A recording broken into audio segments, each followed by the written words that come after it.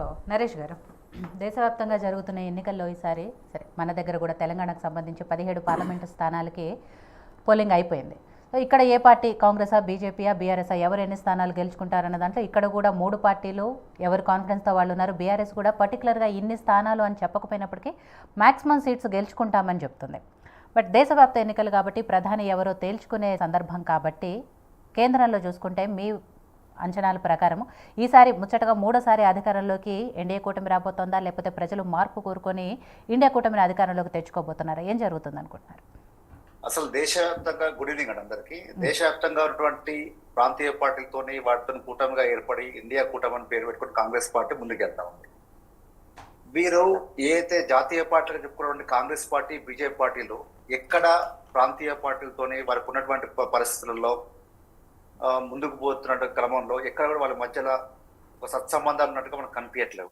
అంటే ఇటు అఖిలేష్ యాదవ్తో చివరి నిమిషంలో కుదరడము, యాప్తో అదే సందర్భంలో కుదరడము, ఇట్లా మమతా బెనర్జీ దగ్గర అదే రకంగా జరగడం, ఇట్లా చాలా సందర్భాలు ఉన్నాయి. అయితే ఇక్కడ ఏమవుతా ఉన్నాయంటే అయితే కాంగ్రెస్ పార్టీ లేదంటే బీజేపీ పార్టీ ఈ రెండు మాత్రమే మీ అధికారంలోకి రావాలనే ఒక కృత నిశ్చయంతో వారు ఉన్నటువంటి ఒక విధంగా చెప్పాలంటే ఒక ఒప్పందం లాగానే ముందుకు పోతా ఉంది తప్ప మిగతా పార్టీలను ఏకమై ముందుకు పోయేటువంటి పరిస్థితి రాకూడదనే ఉద్దేశంతో ఉన్నటువంటి పార్టీలు అవి రెండు, కాంగ్రెస్ పార్టీ, బీజేపీ పార్టీ. 60 సంవత్సరాల కాలం పాటు పరిపాలించినటువంటి కాంగ్రెస్ పార్టీ దుస్థితి ఏ రకంగా అందరికి తెలుసు. ఆ తర్వాత బీజేపీ పార్టీ వస్తే ఏదో జరిగిపోతుంది అంటే అది కూడా ఏం జరిగిన పరిస్థితి. నేనైతే మాత్రం తెలంగాణ వరకు కంపెనీ చెప్పినట్లయితే తెలంగాణ రాష్ట్రం ఏర్పడి కొత్తగా ఉన్నటువంటి రాష్ట్రాన్ని ఆదుకోవాల్సినటువంటి పరిస్థితిలో బీజేపీ పార్టీ ఏ రకంగా కూడా సహాయపడలేదు, ఏ రకంగా ఆదుకోలేదు. ఇటు బహుళార్థ ప్రాజెక్టు ఇంత మిత్రులు చెప్పినట్టుగా ఇటు కాళేశ్వరం జాతీయ హోదా విషయంలో అన్యాయం చేశారు, ఐటీఐఆర్ విషయంలో అన్యాయం చేశారు, బయ్యారం కోచ్ విషయంలో ఇట్లా ఈ రకంగా ప్రతి ఒక్క సందర్భంలో ఈవెన్ నేషనల్ డిజాస్టర్ ఉన్నటువంటి మేనేజ్మెంట్ లో ఉన్నటువంటి ఫండ్స్ రావడం కూడా కేంద్ర ప్రభుత్వం మనకు తెలంగాణకు అన్యాయం చేసింది. ఈ రకంగా అన్యాయం చేసినటువంటి పార్టీలు ఉన్నప్పటికీ కూడా కేంద్రం విషయానికి వచ్చేసరికి కొంత బీజేపీ వైపులో మొగ్గు చూపిరా, లేకపోతే కాంగ్రెస్ వైపు మొగ్గు చూపిరా, బీఆర్ఎస్ కి ఎట్లా ఎడ్జ్ ఉంటుంది, మరి మిగతా సందర్భంలో నెంబర్ 2 ఎవరు వస్తున్నారు, ఏమవుతున్నారు అనే విషయాన్ని మరికొద్ది రోజుల్లో తినబోయే ముందు రుచులని కానీ 4 రోజుల్లో ఆ రిజల్ట్ కూడా వస్తుంది కాబట్టి. కానీ ఏది ఏమైనప్పటికీ కూడా బీజేపీ పార్టీలు ఇటు కాంగ్రెస్ పార్టీ రెండు కూడా ఈ దేశంలో అభివృద్ధి చేయడంలో విఫలమైనాయి. ఈ రెండు కూడా అవసరానికి ఎంతకైనా దిగజారి మాట్లాడే పరిస్థితుల్లో ఈరోజు రెండు పార్టీలు ఉన్నాయి. ఒక పార్టీ, ఒక విధానం, ఒక ఎజెండా, దేశవ్యాప్తంగా ఒక ఎజెండా ఉన్నటువంటి పరిస్థితుల్లో ఈ రెండు పార్టీలు లేవు. ఎందుకు ఆ మాట చెప్తా ఉన్నానంటే కాంగ్రెస్ పార్టీ అక్కడ ఉన్నటువంటి ఢిల్లీ ముఖ్యమంత్రి యాప్ పార్టీ అధ్యక్షుడు ఎవరైతే ఉన్నారో కేజ్రీవాల్ అరెస్ట్ అయితే ఢిల్లీకి వెళ్ళేసరికి ఆ ఇండియా కూటమిలో వారు ఉన్నారు కాబట్టి అసలు లిక్కర్ స్కామే పెద్ద బోగస్, లిక్కర్ స్కామే జరగలేదు, ఎట్లా అరెస్ట్ చేస్తారు కేజ్రీవాల్ గారిని, మీరు రాజకీయంగా ఎదుర్కోలేక మీరు వారిని అరెస్ట్ చేశారని చెప్పి ఇదే కాంగ్రెస్ పార్టీ నాయకులు అక్కడ ఢిల్లీ దగ్గరికి వెళ్ళి మాట్లాడతారు.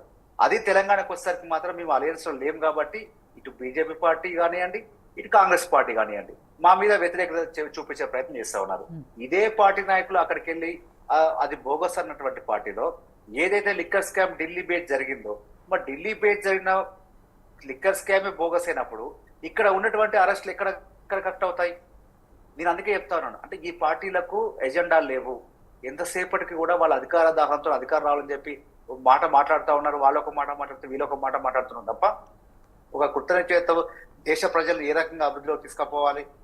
ఇప్పుడు నాయకులు చెప్పినట్టుగా ఈరోజు నల్లధనాన్ని తీసుకొచ్చేసి ప్రజలందరికీ ఇస్తా అని చెప్పారు. ఏం జరిగింది? పోనీయండి, వాళ్ళు చేసిన అభివృద్ధి ఏమేమి చేశారు, ఎక్కడ ఖర్చు పెట్టారు, ఏం చేశారు? కరోనా ఫండ్ విషయంలో ఏ ఒక్కరికైనా క్లారిటీ ఉందా? బీజేపీ పార్టీ నాయకులను కనీసం చెప్పగలుగుతారా అది ఎక్కడికి పోయింది, ఏమైంది, ఏ రాష్ట్రానికి అందిందా? కనీసం మన రాష్ట్రానికి వారు మన రాష్ట్రాన్ని ప్రాతినిధ్యం వహిస్తున్నారు కాబట్టి మన రాష్ట్రానికి ఏ ఒక్కరైనా ఆ ఫండ్లు లబ్ధి పొందినారా? ఇవన్నీ ఆలోచన చేయాల్సిన అవసరం ఉంది. ఇవన్నీ చేసుకోకుండా ఎంతసేపటికి కూడా మేము మోదీ హవా నడుస్తుంది, మోదీనే గెలుస్తారు, లేకపోతే ఇప్పటికీ కూడా ఇండియా కూటమిలో ఇంకా విచిత్రమైన పరిస్థితి అంటే కాంగ్రెస్ పార్టీ నాయకులు రాహుల్ గాంధీ గారు ప్రధానమంత్రి అని చెప్తున్నారు, కానీ ఇండియా కూటమిలో ఉన్నటువంటి సభ్యులే ఇప్పటికీ కూడా ప్రధానమంత్రి ఎవరు చెప్పట్లేరు. అంటే ఏ రకంగా ఉందో మనం అర్థం చేసుకోవాల్సి ఉంటుంది. ప్రజలు కూడా ఆలోచన చేసారు, మరి ఏ రకంగా చేసారు ఏమనేది మనం ఇప్పుడు చెప్పలేము, కానీ రిజల్ట్ తెలుస్తుంది కాబట్టి ప్రజలు కూడా అంటే కూటమి అభ్యర్థులే ఒక ప్రధానమంత్రి అభ్యర్థి నిర్ణయించుకునే పరిస్థితి కాంగ్రెస్ పార్టీలో ఉందంటే ఇప్పుడు దాని ప్రకారంగా కాంగ్రెస్ పార్టీ ఏ పరిస్థితుల్లో ఉందని చెప్పి కూడా మనం చూసుకోవాల్సి అవసరం ఉంది. రాష్ట్రాల విషయానికి వచ్చేసరికి మాత్రం కాంగ్రెస్ పార్టీ ఏ ఒక్క హామీని అమలు చేయకుండా ఎంతసేపటికి కూడా కాలయాపన చేస్తూ లేనిపోని కన్ఫ్యూజ్ వాతావరణం తీసుకొచ్చి నేను అది చేస్తున్నా ఇది చేస్తున్నా అని చెప్పి 6 గ్యారంటీల అమల్ని పక్కదారి పట్టించే విధంగా, ప్రజల నుంచి వారిని యొక్క ఈ టాపిక్ ని పక్కదారి పట్టించే విధంగా ఈ రోజు రైతులంతా కూడా రోడ్ల మీద బార్లు దిగి నిలబడి, అంటే గత 10 సంవత్సరాల కింద ఏ రకంగా అయితే కాంగ్రెస్ పార్టీ మార్క్ పరిపాలన ఏ రకంగా ఉందో మళ్ళీ ఇప్పుడు అదే రకంగా పరిపాలన. అంటే ప్రజలందరూ కూడా, రైతులంతా కూడా రోడ్ల మీదకి వచ్చి విత్తనాల కోసం, ఎరువుల కోసం లైన్ నిలబడతా ఉన్నారు. ఈ జనరేషన్ లో నేను ఒక ఎగ్జాంపుల్ చెప్తానండి.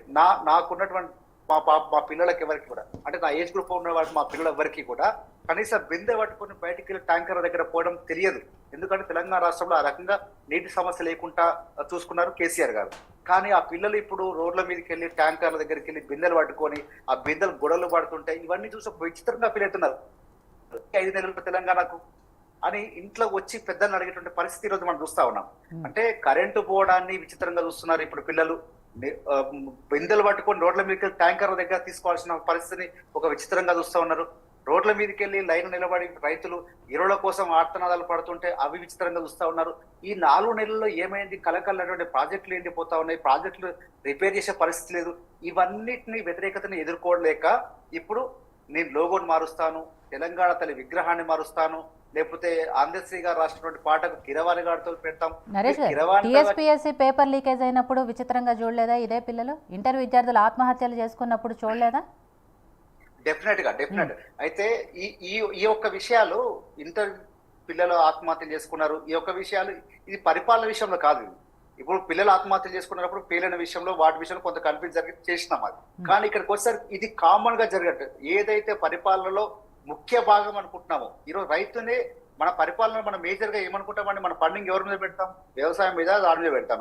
నేను వాటి విషయంలో మాట్లాడుతున్నాం. ప్రభుత్వం మొత్తం మీద మన ఒక కుటుంబాలనే సంవత్సరానికి 2 సంవత్సరాలకు 10 సంవత్సరాలకు ఏదో ఒక ఇన్సూరెన్స్ జరుగుతుంది.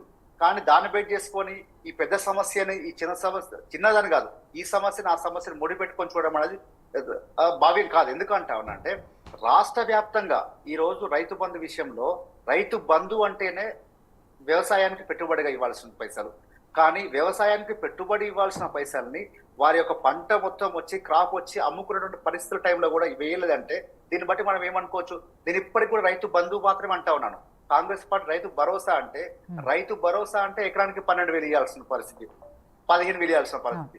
కానీ ఇప్పుడు 10,000 ఇచ్చారు. అది రైతు బంధుగా మాత్రమే పేరు పడుతుంది తప్ప వాళ్ళు ఇంకా రైతు భరోసా కానే కాదు. ఆ రైతు బంధును కూడా ఈ మొన్నటి వరకు వేసిన పరిస్థితి ఇప్పుడు జూన్ లో మళ్ళీ వేయాలి. ఇప్పటికి ఏంది పరిస్థితి ఒక క్లారిటీ లేదు. ఎప్పుడు వేస్తారో ఒక క్లారిటీ లేదు. ఎవరికి ఇస్తారో క్లారిటీ లేదు. 5 ఎకరాలకు ఇస్తారా, 10 ఎకరాలకు ఇస్తారా, రైతాంగాన్ని మొత్తానికి ఇస్తారా, క్లారిటీ లేదు. ఇవన్నిటిని పక్కదోవ పట్టించడానికి మాత్రం ఇవన్నీ చేస్తా ఉన్నాను. నేను ఒక్కొక్క మాట ఏం చెప్తా ఉన్నానంటే, ఈ రోజు మీరు ఆంధ్రశ్రీ గారితో ఏం రాపించారు? గతంలో వారు మార్పులు చేయడానికి ఇష్టపడలేదు, ఇప్పుడు ఇష్టపడరు. ఓకే, అది మన మంచిగా అనుకుందాం, తెలంగాణ ప్రయోజనాల కోసం అనుకుందాం. అయితే ఏ గేయమైనా, జనగణమనైనా, వందే మాత్రమైనా, ఇవి మ్యూజిక్ డైరెక్టర్ల పేర్లు ఎక్కడ మనకు వినిపించాయండి? ఏ పాట అయితేనేమి జయ జయ హే తెలంగాణ అనేది 20 సంవత్సరాల నుంచి మనం ఉద్యమంలో ఒక పాటగా మాట్లాడుకుంటూ పోతూనే ఉన్నాం కదా, పాడుతూ పోతూనే ఉన్నాం కదా. దానికి కీరవాణి గారు కావాలంటున్నారు. అయితే ఇంతకు ఒక డిబేట్ లో కాంగ్రెస్ పార్టీ నాయకులు ఉన్నారు, అంటే ఆస్కార్ అవార్డు పొందిన కీరవాణి గారు చేస్తే చాలా బాగుంటుంది అన్నారు. అప్పుడు ప్రజలకు ఒక అనుమానం వచ్చింది. అంటే తెలంగాణ తల్లి విగ్రహమేమో కిరీటాలు ఉండొద్దు, వడ్డెనాలు ఉండొద్దు, క్లాస్ కనిపించద్దు, కానీ తెలంగాణ రాష్ట్ర గీతానికి మాత్రం ఆస్కార్ అవార్డు అయితే కిరవాణి గారితో మ్యూజిక్ కొట్టిస్తే ఇవన్నీ పక్క పడిపోతాయి. తెలంగాణలో ఉన్నటువంటి చార్మినార్ కానివ్వండి, లేకపోతే కాకతీయ కళాతోరణం కానివ్వండి, ఇవి రాచరిక వ్యవస్థలు అని చెప్పి మాట్లాడతారు. ఒక ముఖ్యమంత్రి ఆ రకంగా అవహేళన చేసి మాట్లాడుతుంటే ఈ రోజుకు కూడా ఉమ్మడి రాష్ట్రంలో ఉన్నటువంటి తెలుగు తల్లి పాట ఉందో, మా తెలుగు తల్లికి మల్లెపూదండరో, దాంట్లో కూడా రుద్రమాదేవిని కీర్తించి దాంట్లో ఉన్నటువంటి పరిస్థితి. కానీ వాళ్ళు ఆంధ్రప్రదేశ్ ఏర్పడిన తర్వాత ఆ పదాన్ని తీసేయలేదే. కానీ తెలంగాణ ఏదైతే ఒక చరిత్రలో మర్చిపోలేనటువంటి, చరిత్ర గుర్తు చేయాల్సిన అవసరం లేకుండా చేయాల్సినటువంటి కాకతీయుల కాలాన్ని కూడా ఈరోజు కాకతీయ గొలుసుకట్టు చెరువుల ప్రతిఫలాన్ని మనం అనుభవిస్తూ కాకతీయ కళాధోరణాన్ని వీళ్ళ రాచరిక వ్యవస్థ అని మాట్లాడుతూ ఉన్నారు. ఒక ముఖ్యమంత్రి స్థాయి వ్యక్తి ముఖ్యమంత్రి కాదా? ఈ లీక్ ముందు మాట్లాడిన ముఖ్యమంత్రి కాదా? ఇప్పుడు ప్రజల నుంచి నరేష్ గారు, నా వాయిస్ వస్తుందా మీకు? క్లియర్ చెప్పండి. రైట్, ఈ అంశాలు మళ్ళీ మాట్లాడదామండి. ఎందుకంటే మనం ఫస్ట్ ఒకసారి దేశవ్యాప్తంగా జరుగుతున్న పోలింగ్ గురించి మాట్లాడుకున్న తర్వాత మాట్లాడదాం. Okay. Right. So Ram Gopal గారు, ఇందాక నేను అన్నట్టు రేపటితో క్లోజ్ అయిపోద్ది, పరిసమాప్తం కాబోతోంది. సో 4వ తారీఖు వచ్చే రిజల్ట్స్